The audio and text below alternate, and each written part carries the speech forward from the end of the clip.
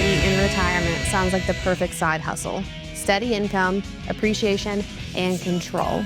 But is it really the smart move once you've already retired? In this episode, Jim Martin and myself are going to break down the realities of owning real estate in retirement, from hidden costs to tax traps, and compare it to a simpler alternative, building a dividend-focused portfolio that can deliver income without the headaches of being a landlord. So let's get ready to make retirement great. So the American dream, owning property, well, it is alive and well in retirement. And I'll tell you what, I meet a lot of people who say, hey, I'm going to retire. Should I withdraw money from my 401k and purchase a rental? I've always wanted to flip houses. I think it's kind of this natural instinct because people know property, they know real estate because they've lived in it. And look, if you can swing a hammer, you've got some, you can put some sweat equity into a piece of property. And I think it's really appealing to a lot of people, right? Yeah, absolutely. So the concept is appealing. It's a tangible asset, potential income, something you can see and you can touch. So it feels good. But what people don't always see are the risks and the realities that come with owning a rental once you've retired. And sometimes it can be seen as a vanity symbol Yeah. and not thought all the way through. Yeah, I think it's true. If you think about the vanity relative to owning it, there's just something prideful about being able to say, I own rental property. Hmm. And I think that feels really good. I mean, it's a lot cooler than saying like, hey, I have 100 shares of Apple. Right. Because while you are an owner, like 100 shares of Apple, what do you own? Like a speck of dirt on the factory floor? Tiny. Yeah, tiny. But if you own a piece of property in your town, it's fun to drive by and say, "Oh, there's my rental," and you can talk about your friend with your friends to rentals and all these other things. So I think it can be one of these things where people really, really do think about, should I own it in Right. retirement? So today, what we're going to do, we're going to break down, does it even make sense? We're talking about the pros, the cons, and then we're going to give you an alternative because a lot of times people talk about, hey, I want to create passive income. Right. And that's one of the really big ones out there. So Casey, let's talk about some key points to think about as we dive into rental properties. Let's do it. So I think retirees are drawn to rental income for control and inflation protection, which is always a good thing. And real estate can be a powerful tool, but it's also illiquid, unpredictable, and can be time consuming. So, And then it will be time consuming. yeah, There's no can about it. yeah. And the key question, I think, is does this investment support your lifestyle or does it overcomplicate it? It's going to be individualized for each person. So if you're ready, let's just dive right in. Let's talk about the upsides of owning rental. Yeah, and there are some real ones. I mean, like rentals are cool. So let's talk about the pros. So take us away. Yeah. So let's discuss the upsides of owning real estate because we're not negative. Mm-mm. Like hey, I own a I was house. going to say, you can't say much. I have rental properties, so I'm the guy to talk to about this. But yeah, let's talk about the upsides. Yeah. So there are real advantages to owning real estate. There's a potential for an income stream. So those monthly rent payments can supplement Social Security or pension income. And if managed well, it can certainly offset those living expenses. And again, it's a tangible asset. So it has an intrinsic value. It's hard to touch stock. You can't touch it. So it's a tangible asset that you can feel, you can manage, you can take care of, and it can act as an inflation hedge as well. And then there's tax benefits. So depreciation and deductions can reduce taxable income. And a 1031 exchanges can defer gains if you keep trading up. Yeah, those are all real benefits. They come with strings attached, though. Okay, so it's really important to understand what those strings are. A lot of people talk about real estate being passive income. Hmm. Absolutely not. No way in the world. Look, there's this myth that rental income is passive. It's not. Even with a property manager, you're going to have to get involved. You're still going to have to be responsible for repairs, vacancies, leases, taxes, idiots that don't pay their rent. Yeah, that's what I was thinking about. Like you're going to get the call at 2 a.m. because the water heater is not working. Mhm. Look, I have a rental. We had somebody call us because they couldn't figure out how to change the light bulb. I don't even know what to do with somebody like that. You're going to have repair. What happens if you have to replace the roof? Like, Yeah, what happens when they trash the house? right. So you just have to be aware of it. And a lot of people think, hey, well, I'll just offshore this to a property management company. Well, sure, but they're going to take their cut too. Absolutely. They don't work for free. Yeah, so that's a little. And what do they normally cost? So they often take 8 to 12% plus maintenance costs and fees. So it can definitely eat into those returns quickly. Yeah, and so it's just something that when we think about that, let's just bust that myth, right? It's not passive income. Hmm. It is residual income. And there's a difference, Yeah. but it's not passive No, because there definitely is not. going to be work, decisions, and activity involved with it. Right. So the next thing that can be a con about owning real estate is it is illiquid. So if you need cash, you can't just go and sell the kitchen. You can't just go and sell off a portion of your house. You have to sell the entire property. And that takes time, paperwork, and usually a commission is going to be involved. In retirement, Casey, liquidity actually matters. It's a big deal. We don't have 40, 60, 80 years, generally speaking. We might need that money Yeah. for whatever we need it for. And liquidity does matter because life happens. Healthcare costs, family needs, or you just want other things to pursue. Yeah. Like, it might be a season. We have this client, I still remember, I really appreciate this about them. They've kind of went through different stages of their retirement. Hmm. And one of their stages was the RV stage. Like a lot of people, they've always dreamed of having an RV. Hmm. They had it for 3 to 5 years. I can't remember exactly how long. And then I remember sitting down and saying, "Oh, hey, have you guys been out on the RV?" And they're like, "No, no, we sold that last year." I'm like, "You sold it?" "Yeah, we were done with it." That's pretty cool. They scratched that itch and moved on. I know it's harder with rental property Yeah. because you will once you own it, you've got to pay a commission in there. You've probably if you're leveraging it for the tax benefits like depreciation, now you probably have some embedded gains and it's going to be a taxable scenario to get out of it. So, Right. I think liquidity does work. Then there's concentration risk. And concentration risk is real. And I think about this in the sense like, look, real estate's a great investment. There's no doubt about it. Right. It's tangible, it's real, it exists. But the problem is it's illiquid, Hmm. okay? And it is concentration risk. The way I approach making investment decisions, not all the time, but generally is people will come in, they'll have concentrated stocks. So let's imagine they have, I don't know, $300,000 in Apple. Again, we're not throwing Apple on their bus, fine company. I've got an Apple phone in my pocket buzzing right now. Yeah. Okay, it's fine. They're a fine company. But if somebody came in and said, "Hey, I've got $300,000 I want to invest," I'm not going to recommend they put it all in Apple. No. Like, You're putting your eggs all in one basket. yeah, that's not a great idea. That's a concentration risk.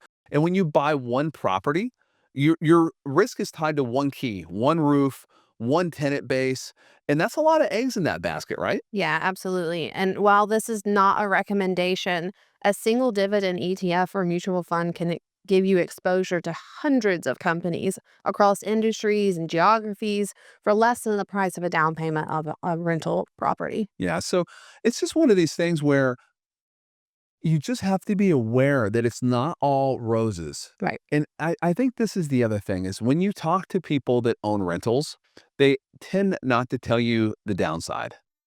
They tend to say, "Oh, I've got rentals and I get my income from it. And Right. I have all these magical tax benefits." They didn't talk to you about the tenant that trashed it Right. and left like just in a complete state of disarray. Yeah. So, and then we get into the tax picture, right? Right. So the tax picture isn't always rosy either. Depreciation certainly helps now, but it creates recapture tax later when you sell it. Yeah, you're kicking the can down the road. Right. And if your income climbs too high, you might face net investment income tax or lose other deductions. Yeah. Plus, rental income losses often get limited by passive activity rules, meaning that you can't always write them off the way you think you can. Now, there are some really important tax benefits, and I think that's really important to recognize. Yeah. You could theoretically put the rental house in an LLC and have some other write-offs associated with that. Again, we're not giving you tax advice here. It's just some options that are there. So there are some really good opportunities around it, but you need to be at an income level where it actually makes enough sense. Right. And I think for a lot of retirees, they want to dabble in this, right? Like, so they just want to kind of put their toe in the water and do one. Yeah. And I don't think that actually works. Hmm. And I don't think it works because the time, the stress, and the lifestyle fit. Yeah. Like, it becomes a business in a lot of ways. Absolutely. And if the goal in your retirement is freedom and simplicity, I want you to ask yourself, like, does owning a rental and having a little side gig, does that make sense for you? And for some people it can, but I'll tell you that what I dislike about rental properties, I'm always getting a call about something. Mhm. A water heater or missed rent payments or, "Oh, I need an extra 10 days." And don't even get me started about COVID Yeah, that's what I've been sitting here thinking about, when your experiences with COVID. oh my gosh. I mean, we had people that didn't pay. They could pay. They Mhm. chose not to pay And didn't wanna leave. and didn't wanna leave. Yeah, Then I had to go petition the court to kick them out. Then it cost me money to get rid of them. right. Not even them not paying. And by the way, if you have a mortgage on that sucker, guess still wants to get paid? Yep. The mortgage company. Mhm. So you're taking essentially all the risk here. So I think that's one of the areas where you've got to be really, really careful about. And the other thing that I think is important, one of the really cool things about real estate is it does appreciate. Right? You buy out. You guys are homeowners, you and Drew.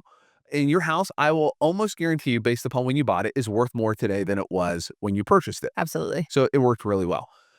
You've had time in there. Now that's an equity. It's an equity trap because you can't really get to it. Right. It's great. Your house is worth more. You're living in it. Big deal. Like It it doesn't really. help us unless we sell it. Yeah, yeah. There's no value to it. Right. It's cool. It helps on the net worth statement.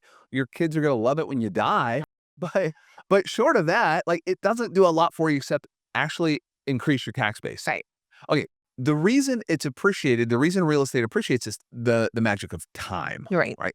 That's a really cool thing. Here's the real issue though.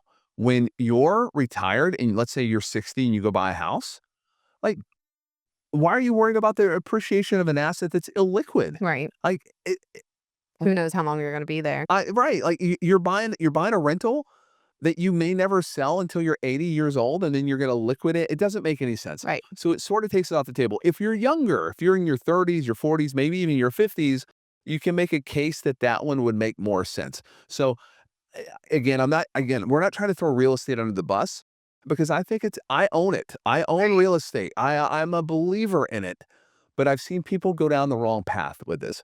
They'll withdraw money from a 401k and end up paying 22, 24, 32% in taxes to go out and buy a piece of real estate to generate income. And what have they advanced? Right. They've created tax liability. Now they own a piece of real estate. I guess that feels good, but they won't ever reap the real reward, which is that ability for that asset to depreciate over time Yeah. and to grow in value, which is a pretty cool thing. All right, let's talk about some alternatives. What's an alternative that somebody could consider if we've given them enough smoke, they say, okay, I don't want to deal with crazy tenants and all the stuff they do and all the other stuff. What are some other situations? Yeah. So, what if you could generate steady income without the property management, without the crazy tenants, without the maintenance, or any of the other side negatives that come with it? Would you be open to that? Sign me up. Like right now. Again, if you own rentals and you like it, I think you should continue to do it. Yes. If you're looking for a way to create income in retirement, what a lot of people do is they consider a dividend focused investment strategy. Again, not investment advice for any specific person out there. We're just talking to you about alternatives. And what you can do is you can create a diversified income play. So you can go out and purchase investments that pay either monthly or quarterly dividend checks without the physical upkeep. Look, you do not get a call from Procter and Gamble in the middle of the night to go fix their water heater. Apple and AEP and Dominion Power and Norfolk Southern, they're not calling you. They got people for that. And they do indeed. And there's some real advantages to this. Are our stocks liquid? Yes. Yeah, Yeah. yeah, completely liquid. You can sell shares anytime. There's no real estate transaction involved. Generally, no commissions. That there's not a 6% commission on either side.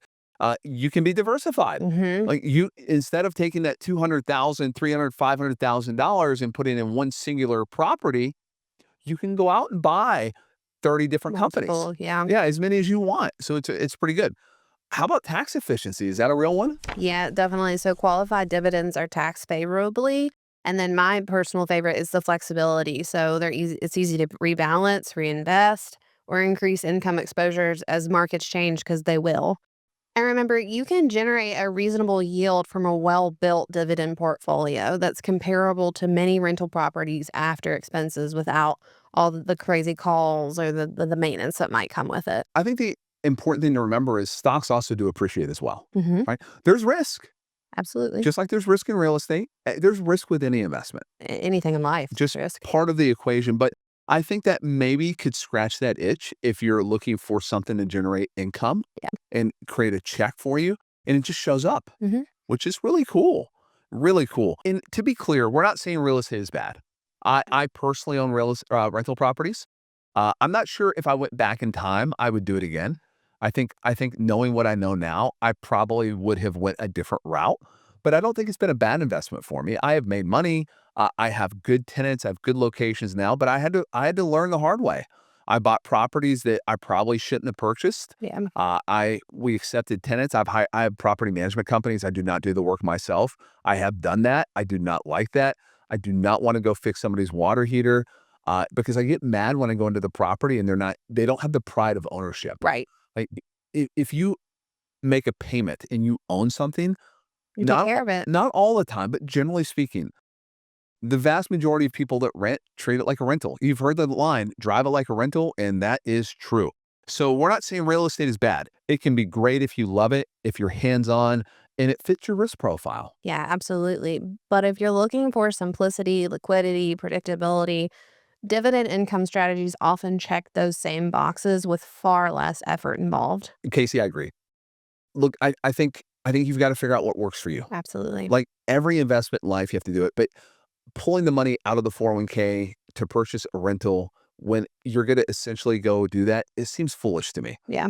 You're likely not going to go start a Jimmy John's franchise at 60 years old. And nothing, I like Jimmy John's. So did you? I want The it now that turkey, I've huh? mentioned it. Yeah, ain't nothing wrong. I like DeVito, or maybe that's Jersey Mike's, but one of the two. I like both of them. But I think at the end of the day, that's what you're going to do. Yeah. You're going to start a business because that's what it is. It's Yeah. it's a business. Yeah. And you've got to figure out like what do you want more of? Do you want freedom, liquidity, or do you want a part-time job?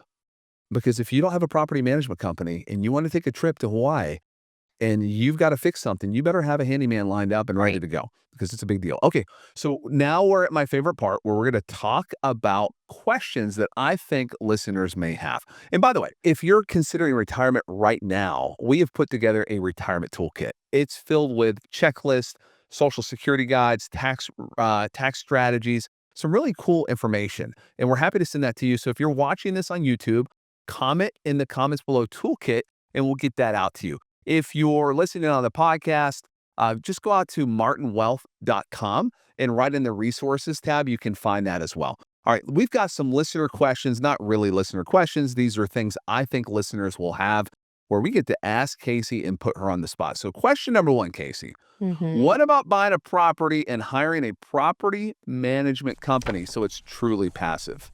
Okay. So it definitely helps, but it's never fully passive. You're still going to deal with turnover, maintenance reserves, and potential vacancies. You're outsourcing the work. So, in that aspect, yes, it might be easier, but you're not going to outsource the risk involved. I'll tell you, when I look down at my phone and I see property management, I know I'm about to write a $5,000 check Sure. every time. I know they're calling me because something's wrong. Yeah. Like something's wrong because Yeah. they only call you. The only time they call you ever is if ultimately if like something's broke and it exceeds the allowance that you have built in. Wow. So yeah, so just be careful there. All right, that's exactly right. Look, property management companies. I'm sure there's some good ones out there. I have yet to hear of one. Yeah. So, yeah, just go Google them, and you'll look at the reviews. They all have, like, 2.1 stars or some ridiculous number, and there's a reason why. They run the most bare bones operation in the world, and they're dealing with renters Yeah. who aren't always the best in the world. Now, if you're a No. renter, I bet you're amazing, but oftentimes, yeah, it's a Yeah. tough gig. It's a tough gig, right? All right, next one.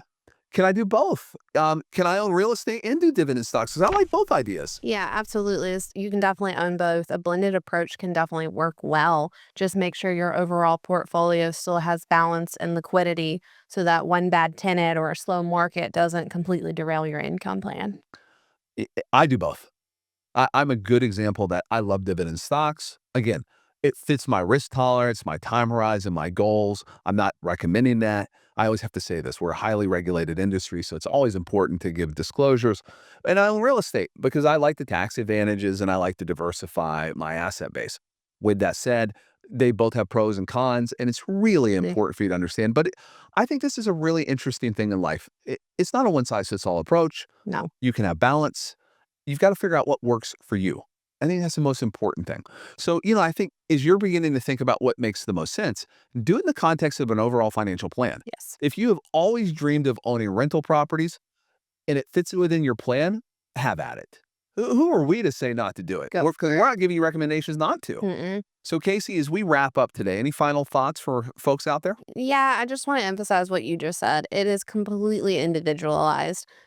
Me personally, just from hearing all of your stories and Teresa's Jim's wife, I have no desire to ever own rental properties because it doesn't fit me, but it can fit a lot of other people, and you just have to be aware of the time commitment and the all the side things that are kind of come with it. But if you're in that and you're willing to do it, then it can definitely work. Find what works for you. I think that's the most important thing. Make it work within the context of your plan.